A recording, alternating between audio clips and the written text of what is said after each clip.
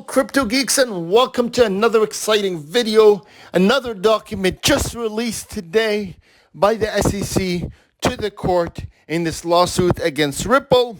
Let me start by saying thank you for watching this video. If you've not clicked that like button, please click that like button. And if you're not subscribed, please click subscribe so that you can be up to date on the latest videos and latest news as to what's going on between this SEC and Ripple. The last document is actually in relevance to a series of documents that have been ongoing between Ripple and the SEC in relevance to Ripple calling out a former SEC official for questioning, and that former SEC official is Hinman.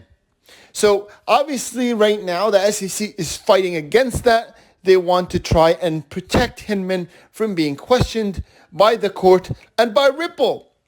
And the way they're doing it is one of the, I don't want to say stupidest, but really they're showing that they have really been hitting their heads into a wall on every corner because they're really not sure of how to do it. So the way that they're wording it is they're trying to say that Hinman is not really relevant to him. Being questioned is not relevant to this case, and that he doesn't know any specifics that are relevant to crypto, which absolutely is baloney and doesn't make any sense. The reason is because Hinman himself was questioned numerous times on news stations and had numerous interviews where he was talking about crypto. More specifically, he was talking about Ethereum. And even more specifically, he mentioned us numerous times in these interviews with various news channels. And this was at the time where he worked for the SEC. So who was he referencing when he was saying us and we? Obviously, he wasn't referencing his children and his family and his wife. He's obviously referencing the SEC, the organization that he represented. So this is clearly a non-statement. A statement that doesn't make any sense. And the other statement that the SEC is trying to bring forward, again, the statement that's clearly going to fail, is that Hinman has been away for a long time and is no longer part of the SEC. Again, this is not a valid statement because the period that the SEC is claiming that XRP was a security is not now. So, and this is a period where Hinman came in when the lawsuit was there. Hinman was still part of the lawsuit team when he was in service to the SEC.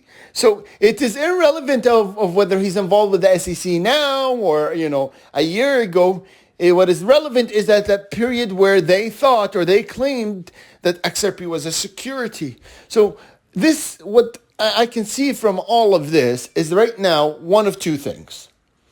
Either the SEC really does not give a darn about this document. They're just throwing something out there because they have to by this date, because they're looking at something bigger, possibly discussions that they're having with Ripple and possibly looking at a serious settlement. So they don't really care, and they're just wanting to send this document out in time so that the public can still continue to think that this case is ongoing, because this was very poorly done by the SEC.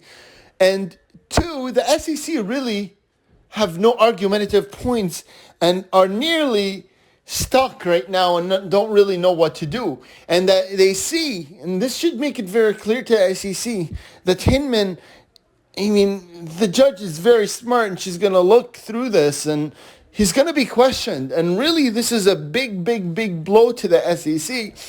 And I think the SEC right now is seeing this fair notice defense really be their downfall in this lawsuit. Another big thing that was just brought up today is Senator Warren now giving Gary Gensler a deadline as to why the SEC needs to be the one that regulates crypto. And that deadline is July 28th. So remember when I've said over the last couple of videos that I think this lawsuit might end much sooner than when people anticipate. And I said there's two reasons that I think it'll end sooner than people think. And one of them was because of legislation that's going to come in. And that legislation is going to make it clear that either the SEC is not within jurisdiction or is going to legislate crypto as a whole, which means, and accept the vast majority of cryptocurrencies accept them, under new legislation. And this is going to throw this case, dead in its water instantly when that legislation comes in, saying it's okay for cryptocurrencies that, have already been there and functioned to continue to do so. So this is what it's looking like right now. It's heading. This is the 28th of July. If we get a response from Gary Gensler, we could have one of two scenarios. Either Gary Gensler says, yes, the SEC should be the one that regulates crypto and we need to control it. And once that happens, Congress is going to go out and try to legislate it and say say SEC enforce those, which again ends this lawsuit, particularly if the legislation comes in accepting the vast majority of cryptocurrencies, which I think it has to right now. Otherwise, really, you're screwing the economy because of how big of a market crypto is.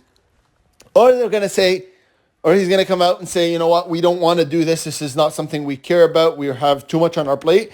And again, it's going to kill the lawsuit because if you're not the ones legislating and supposed to be enforcing these actions, then you have no business suing it, which is actually one of the points in this lawsuit. There were three main points. One is lack of fair notice.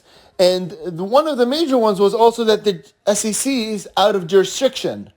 And they have no right to enforcing something outside of their scope, which this point would make, if they refuse or if Gary Gensler comes out and says, you know what, we have too much and we're not able to monitor and manage crypto, then they're out of jurisdiction. So really we have some big days coming ahead, regardless of how you look at it, whether it's in relevance to this lawsuit, legislation, or the response that Gary Gensler submits to Senator Warren in reference to how he wishes to deal with crypto.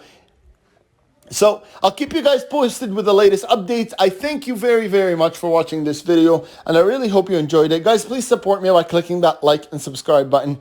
I really appreciate it, and we'll try to do more live streams. I plan on having a live stream this Friday, so that's tomorrow, at 8:30 Eastern Standard Time, and we'll have a lot to talk about then.